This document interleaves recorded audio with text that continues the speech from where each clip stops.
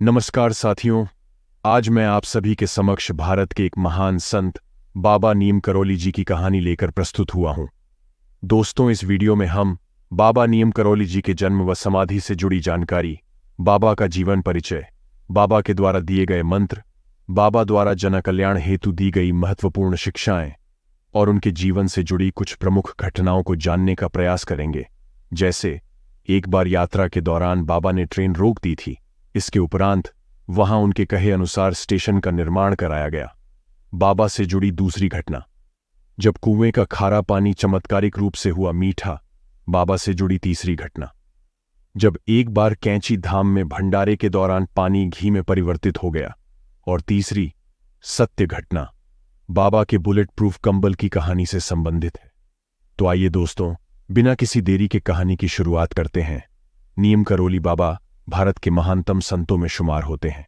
ये वो संत है जिन्होंने अपना पूरा जीवन साधना और जनकल्याण में व्यतीत कर दिया। अक्सर कई लोग ऐसा मानते हैं कि हर संत ब्रह्मचारी ही होता है। जो संत ब्रह्मचारी नहीं, वो संत कैसा। किंतु बाबा नीम करौली ऐसे सभी लोगों के लिए एक सटीक दृष्टांत है।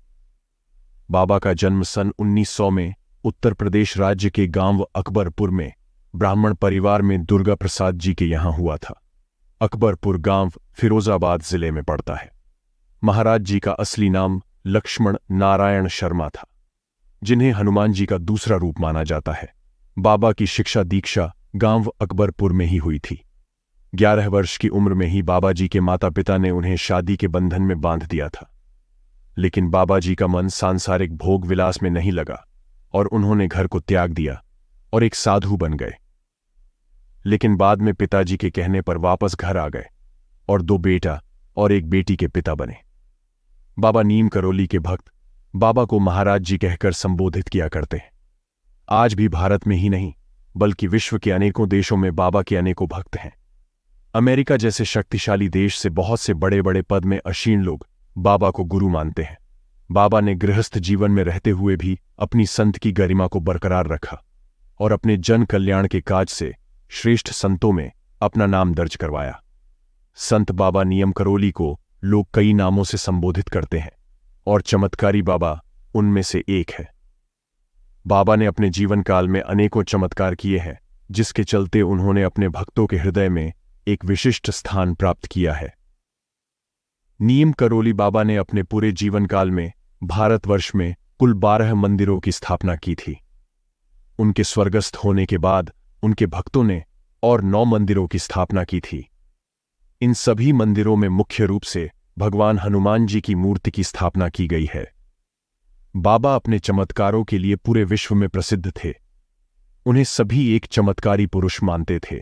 अचानक से गायब या प्रकट हो जाना, भक्तों की समस्या को भांपकर समय से पूर्व उनका निवारण कर देना आदि चमत्कारों की चर्चा उनके भक्तों में आम थी। नीम करौली बाबा का प्रभाव कुछ ऐसा था कि जब वे किसी मंदिर की स्थापना या भंडारे का आयोजन करने को घोषणा करते, तो न जाने कहां से सभी भक्त दान और सहयोग देने उमड़ पड़ते और उनका यह धार्मिक कार्य बड़ी ही सहजता से पूर्ण हो जाता था। प्रिय मित्रों, अब आइए बाबा नीम करौली जी के समाधि से संबंधित जानकारी प्राप्त करते हैं।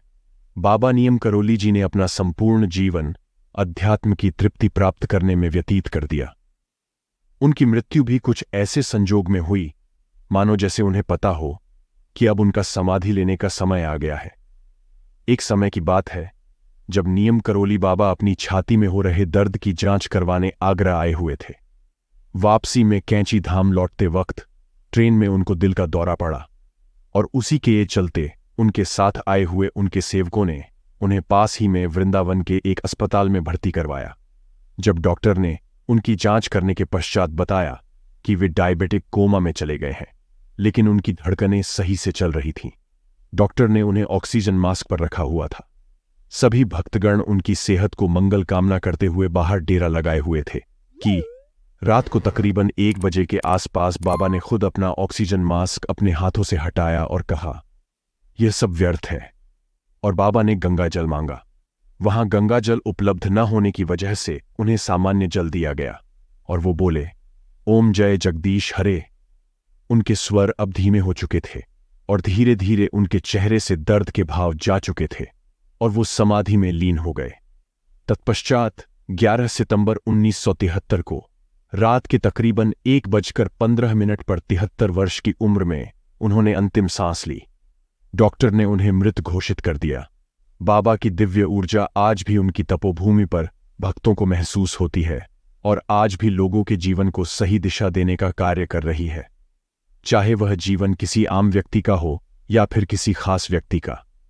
दोस्तों, अब हम बाबा नीम करौली जी के जीवन से संबंधित उन सभी घटनाओं को जानेंगे जिसकी चर्चाएं देश विदेशों में फैली हुई हैं। बाबा से जुड़ी पहली घटना। जब बाबा ने रेलगाड़ी की गति रोक दी। एक समय की बात है जब बाबा ने ट्रेन में सफर कर रहे थे। तब उनके पास ट्रेन का टिकट नहीं था। कुछ समय बीत जाने के बाद ट्रेन में टिकट चेकर बाबा जिस ट्रेन के डिब्बे में सफर कर रहे थे वहां आ पहुंचा और बाबा से टिकट मांगने लगा, किंतु टिकट ना होने की वजह से वे उन्हें टिकट नहीं दे पाए। टिकट चेकर बाबा पर गुस्सा हो गया और उसने बीच रास्ते में, जहां ट्रेन का कोई स्टेशन नहीं था, वहां चैन खींचकर ट्रेन को रुकवाया और बाबा को ट्रेन से नीचे उतर जाने को कहा। बाबा बड़ी विनम्रता से ट्रेन से उतर गए और अपना मार्ग खोजने निकल पड़े। वहीं टिकट चेकर ने ट्रेन के ड्राइवर को ट्रेन स्टार्ट करने के लिए कहा, किंतु जब वो ट्रेन शुरू करने गया तो ट्रेन शुरू ही नहीं हो रही थी। तकरीबन आधा घंटा बीत जाने पर सब लोग थक हार के बैठ गए। तब किसी बाबा के भक्त ने उन्हें सुझाव दिया कि यह सब उन्हीं बाबा के कारण हो रहा है। आपको उन बाबा का ऐसा अपमान नहीं करना चाहिए था। अब वही हैं जो इस ट्रेन को चला सकते हैं, अतः अभी शीघ्र जाएं और बाबा को खोज कर लेके आइए। इस बात पर सभी लोग राजी हो गए और बाबा को खोजने निकल पड़े। यहां तक कि वो टिकट चेकर भी बाबा से क्षमा मांगने हेतु उन्हें खोजने लगा था। एक समय पश्चात उन्हें बाबा दिख गए और टिकट चेकर बाबा के पैर में गिरकर अपने बर्ताव के लिए क्षमा मांगने लगा और बाबा को ट्रेन में आने को कहा। तब बाबा ने उससे 2 शर्त पर ट्रेन में वापस आने की बात कही। पहला शर्त, जिस जगह पर तुमने मुझे उतरा है यहां स्टेशन की सेवा उपलब्ध कराई जाए। और दूसरी शर्त, आज के बाद तुम किसी भी संत का ऐसा अपमान नहीं करोगे और उनके साथ हमेशा आदर और सत्कार से पेश आओगे, तभी मैं इस ट्रेन में वापस आऊंगा। बाबा की बात मानते हुए सबने बाबा की दोनों शर्तें तुरंत मान ली और जैसे ही बाबा ट्रेन में चढ़े, ट्रेन अपने आप शुरू हो गई। बाबा के इस चमत्कार को देख सभी लोग चकित हो गए थे। तब से उस जगह पर भारतीय रेलवे ने एक रेलवे स्टेशन का निर्माण किया और उसे बाबा नीम करौली स्टेशन के नाम से अनुकृत किया गया। बाबा से जुड़ी दूसरी घटना। जब कुएं का खारा पानी हो गया मीठा।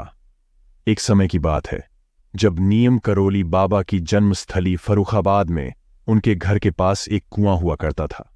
उनके घर के आसपास केवल वही एक पानी का सबसे बड़ा जल स्रोत था, किंतु उसका पानी इतना खारा था कि उसे किसी भी कार्य में उपयोग में नहीं लिया जा सकता था। एक दिन किसी भक्त ने बाबा को इस बात से अवगत करवाया। बाबा ने उनसे कहा, आप एक काम कीजिए, उस कुएं में एक बोरी शक्कर की डाल दीजिए, इससे आपकी समस्या का समाधान हो जाएगा। फिर भक्तों ने बाबा के कथन अनुसार उस खारे कुएं में एक बोरी शक्कर की डाल दी और जब उन्होंने वापस उस पानी का सेवन किया तो वो पानी पहले के मुकाबले मीठा हो गया था। बाबा के इस चमत्कार की चर्चा उस समय कई गांवों और कस्बों में बिजली की तरह फैल गई थी। बाबा से जुड़ी तीसरी घटना। जब पानी घी में परिवर्तित हो गया। एक समय की बात है जब बाबा के कैची धाम में भंडारे का आयोजन हुआ था और तब भोजन प्रसादी बनाने में घी की कमी आन पड़ी थी। जब बाबा को इस बात का पता चल तब उन्होंने कहा, जाइए नीचे नदी से कनस्तर भरकर पानी लेकर आए और उसे ही प्रसाद बनाने के उपयोग में ले लीजिए। जब सभी बाबा के आदेश अनुसार पानी भर के लेकर आए तो उन्होंने देखा कि वो पानी अपने आप घी में परिवर्तित हो चुका था। यही नहीं, एक बार एक भक्त को बाबा ने तपती धूप से बचाने के लिए बदलों की चादर बिछा दी थी ताकि वो सुगमता से अपनी मंजिल पर पहुंच जाए। अंत में बाबा से जुड़ी एक सच्ची घटना। नीम करौली बाबा के बुलेट प्रूफ कंबल की कहानी। नीम करौली बाबा हमेशा ही कंबल ओढ़ा करते थे। रिचर्ड एल्पर्ट रामदास ने अपनी किताब मिरेकल ऑफ लव पर बुलेट प्रूफ कंबल से जुड़ी घटना का जिक्र किया है। रिचर्ड एल्पर्ट ने बताया कि बाबा के कई भक्तों में एक बुजुर्ग दंपति भी थे जो कि फतेहगढ़ में रहते थे। बाबा के चमत्कारी कंबल की यह घटना 1943 से जुड़ी है। एक दिन बाबा नीम करौली अचानक बुजुर्ग दंपति के घर पर पहुंच गए। इसके बाद बाबा ने कहा कि वह रात में यहीं रुकेंगे। बाबा की बात सुनकर बुजुर्ग दंपति भक्त को बहुत खुशी हुई, लेकिन बुजुर्ग दंपति गरीब थे और वे सोचने लगे कि अगर बाबा रुके तो सत्कार और सेवा के लिए उनके पास कुछ नहीं है। दंपति के पास उस समय जो कुछ भी पर्याप्त था उन्होंने उस समय बाबा को दिया और उनका सत्कार किया। भोजन के बाद उन्होंने बाबा को सोने के लिए एक चारपाई और ओढ़ने के लिए कंबल दी, जिसे ओढ़कर बाबा सो गए। इसके बाद बुजुर्ग दंपत्ति भी बाबा के चारपाई के पास ही सो गए। बाबा कंबल ओढ़कर सो रहे थे और ऐसे कराह रहे थे जैसे उन्हें कोई मार रहा है। दंपति सोचने लगे कि बाबा को आखिर क्या हो गया। जैसे तैसे रात बीती और सुबह हो गई। बाबा ने सुबह चादर लपेटकर बुजुर्ग दंपति को दे दी और कहा कि इसे गंगा में प्रवाहित कर देना, लेकिन इसे खोलकर नहीं देखना, वरना मुसीबत में फंस सकते हो। बाबा ने यह भी कहा कि आप चिंता न करें, आपका बेटा महीने भर के भीतर लौट आएगा। दंपति भी बाबा की कही बातों का पालन करते चादर को गंगा में प्रवाहित करने के लिए ले जा रहे थे। चादर लेकर जाते समय दंपति को ऐसा महसूस किया हुआ कि चादर में कुछ लोहे जैसा सामान है, लेकिन बाबा ने तो खाली चादर दी थी। बाबा ने चादर खोलने को मना किया था, इसीलिए दंपति ने बिना उसे खोले वैसे ही नदी में प्रवाहित कर दिया। बाबा के कहेनुसार 1 महीने बाद बुजुर्ग दंपति का बेटा भी बर्मा फ्रंट से घर लौट आया। यह दंपति का इकलौता बेटा था जो कि ब्रिटिश फौज में सैनिक था और दूसरे विश्व युद्ध के समय बर्मा फ्रंट पर तैनात था। बेटे को घर पर देख बुजुर्ग दंपति की खुशी का ठिकाना नहीं रहा, लेकिन बेटे ने अपने माता पिता को ऐसी घटना के बारे में बताया जिसे सुनकर वो हैरान रह गए। बेटे ने कहा कि लगभग महीने भर पहले एक दिन वह दुश्मन फौजों के बीच घिर गया और रात भर गोलीबारी होती रही। इस युद्ध में उसके सारे साथी भी मारे गए, लेकिन वह अकेला बच गया। बेटे ने कहा कि मैं कैसे बच गया, यह मुझे भी मालूम नहीं। उसने कहा कि उस पर खूब गोलीबारी हुई, लेकिन एक भी गोली उसे नहीं लगी। रात भर वह जापानी दुश्मनों के बीच लड़ता रहा और जीवित बच गया। इसके बाद सुबह ब्रिटिश फौज की ओर टुकड़ी आई। दरअसल यह वही रात थी जिस रात नीम करौली बाबा बुजुर्ग दंपति के घर आए और रुके थे।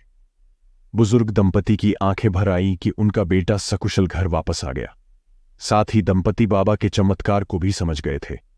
यही कारण है कि अपनी किताब मिरेकल ऑफ लव में रिचर्ड एल्पर्ट ने इस कंबल को बुलेट प्रूफ कंबल कहा है। आज भी कैंची धाम स्थित मंदिर में बाबा के भक्त कंबल चढ़ाते हैं। बाबा खुद भी हमेशा कंबल ओढ़ा करते थे। दोस्तों, यह तो थी बाबा से जुड़ी महत्वपूर्ण घटनाएं, और आइए अब हम उनके द्वारा दी गई शिक्षाओं को जान लेते हैं। बाबा नीम करौली द्वारा दी गई पहली शिक्षा। बाबा का कहना था कि कभी भी लोकहित के कार्य, दान, सेवा आदि दिखावा करके नहीं करना चाहिए तथा करने के बाद लोगों के आगे इसकी चर्चा तथा अपनी बड़ाई नहीं करनी चाहिए। इससे मन में अभिमान की भावना की भी वृद्धि होती है और इसका पुण्य फल भी प्राप्त नहीं होता है। दूसरी बात, वे कहते हैं कि अपनी कमजोरी या शक्ति का राज हमें किसी से नहीं कहना चाहिए, अन्यथा वह उसका दुरुपयोग कर हमें तकलीफ पहुंचा सकता है। बाबा द्वारा दी गई तीसरी शिक्षा। हर उस व्यक्ति को नित्य हनुमान चालीसा का पाठ करना चाहिए जिन्हें सुखी व समृद्ध जीवन की लालसा है, क्योंकि इसकी हर एक पंक्ति का अपना ही एक महत्व एवं अर्थ है, जो कि सिद्ध संत श्री गोस्वामी तुलसीदास जी के मुख से उत्पन्न होने के कारण स्वयं में सिद्ध मंत्र की तरह काम करता है और हमारी हर मनोकामना को पूर्ण करने की क्षमता रखता है। उनका चौथा ज्ञान है कि समय निरंतर गतिमान है, जिसके कारण अच्छा और बुरा दोनों ही समय बीत ही जाता है। इसलिए हमें कभी भी विकट परिस्थिति में हिम्मत नहीं हारना चाहिए और घबराना नहीं चाहिए। 5वीं महत्वपूर्ण शिक्षा। बाबा यह भी कहते हैं कि हमें सदा अपने गुरु के सानिध्य में रहना चाहिए, अर्थात गुरु से जुड़े रहना चाहिए, क्योंकि गुरु ही हमें हमारी परिस्थिति के अनुसार सही सुझाव व ज्ञान देते रहते हैं और हमें गलत राह में जाने से भी बचाते हैं। बाबा द्वारा दी गई 6वीं शिक्षा। धनवान बने रहने के लिए बाबा की इस बात को भी सदा ध्यान में रखना चाहिए कि धन पाकर हमें क्रूर और अहंकारी ना होकर दयावान और धर्मात्मा हो जाना चाहिए, यानी कि अपने धन को सदा धर्म से जोड़े रखना चाहिए, चाहे वह धार्मिक कार्य में अपना सहयोग देकर हो या फिर किसी असहाय की सहायता करके। दोस्तों, अब अंत में हम बाबा द्वारा जन कल्याण हेतु दिए गए मंत्र को जान लेते हैं। नियम करोली बाबा का मंत्र। मैं हूं बुद्धि मलिन अति, श्रद्धा भक्ति विहीन, करूँ विनय कछु आपकी, हो सभी विधि दीन। श्रद्धा के यह पुष्प कछु, चरणन धरि संहार, कृपा सिंधु गुरुदेव प्रभु, कर लीजिए स्वीकार। यह बाबा नियम करोली का प्रार्थना मंत्र है। बाबा अपने भक्तों पर इस मंत्र के उच्चारण से सदैव अपनी कृपा बरसाते रहते हैं। जो भक्त पूर्ण श्रद्धा भाव से इस मंत्र का उच्चारण करते हुए बाबा की प्रार्थना करता है, बाबा उसकी मनोकामना पूर्ण करते हैं। दोस्तों, अंत में आपसे निवेदन है कि बाबा से जुड़ी यह कहानी अच्छी लगी हो तो कृपया वीडियो को लाइक, शेयर, चैनल को सब्सक्राइब जरूर से कर लें। धन्यवाद।